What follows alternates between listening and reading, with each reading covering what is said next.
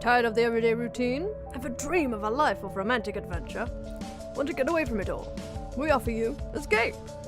Escape, designed to free you from the four walls of today for half an hour of high adventure. Escape with us now to the year 100,080 and a world where beauty and terror live side by side, as H.G. Wells describes it in his immortal story, The Time Machine, produced by Rocket Rhapsody Productions. When I met Professor Dudley, I thought him as having one of those intellectual minds that was tragically too brilliant. Whether it was due to the pressure of trying to outdo himself or out of complete frustration of being constantly misunderstood, or just out of utter boredom. No matter what the cause, I was quite certain.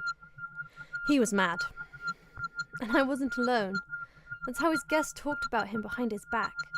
They would politely smile and understandingly nod their heads during his monthly dinner parties, secretly grateful more for the food than for the company or conversation.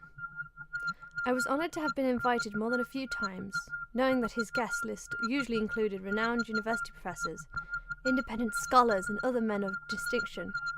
However, one night, as it did on quite a few occasions, the conversation involved time travel, a subject that Professor Dudley was more than passionate about.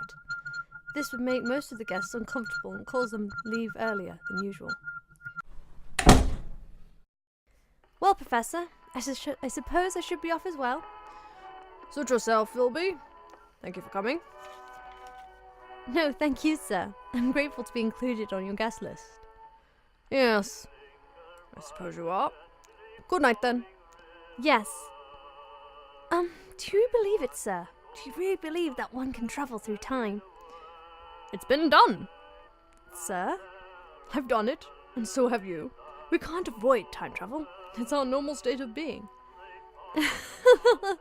Of course, but travelling back and forth in time like you suggested tonight, do you believe that's possible? Philby, my friend, it's a certainty. If your mind is as tightly sealed as my other guests, you should come with me and see what I've been working on for the last 3 years. All right.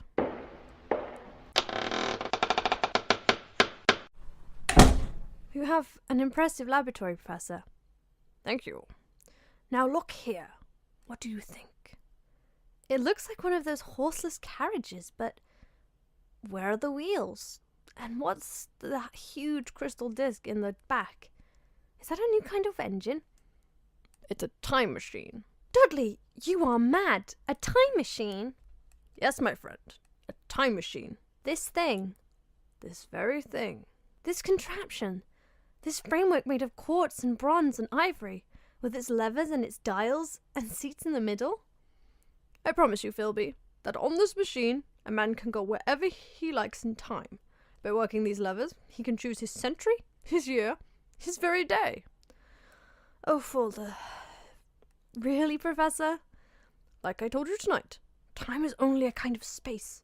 If we can move about in all the other dimensions of space, why not in time too? Oh, you can't just ride back and forth through time. It's impossible. Well, what of the journeys I've already taken on this little contraption? I'm afraid you've been having a bad dream. Very well. You shall have proof, my friend. How?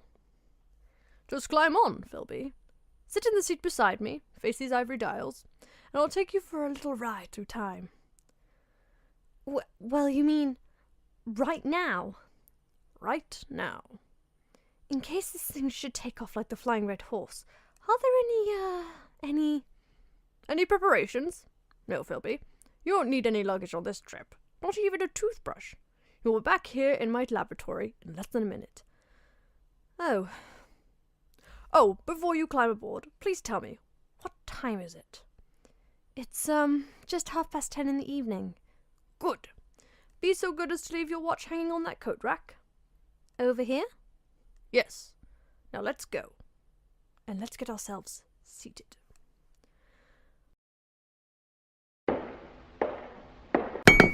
All right, I'm on.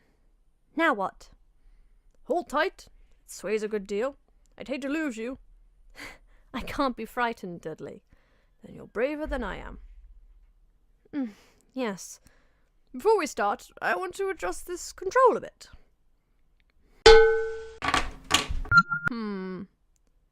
Is everything shipshape? Tell me, did you notice anything just then?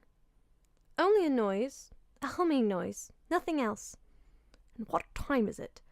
You just asked me, Professor. You told me to leave my watch over there on the... That's odd. My watch says 9:15, but it was just at 10 a moment ago.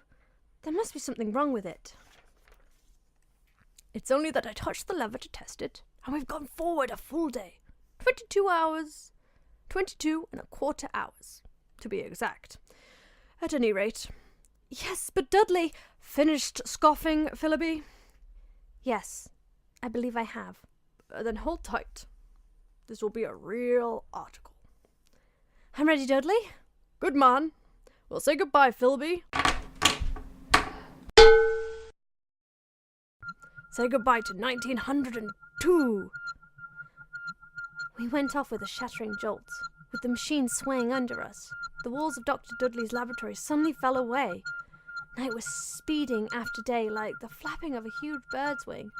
I saw the sun hopping across the sky, leaping swiftly across it in every second, and every second marking a day. I saw the moon spinning through her quarter like a ball, from new to full, all in a twinkling of an eye. Trees grew and blossomed like puffs of smoke, and then passed away. All the while we were going faster. Now our pace was a year a second, so that second by second the white snow flashed across the world, and was followed by the bright, brief spring, and still we went on, into the future.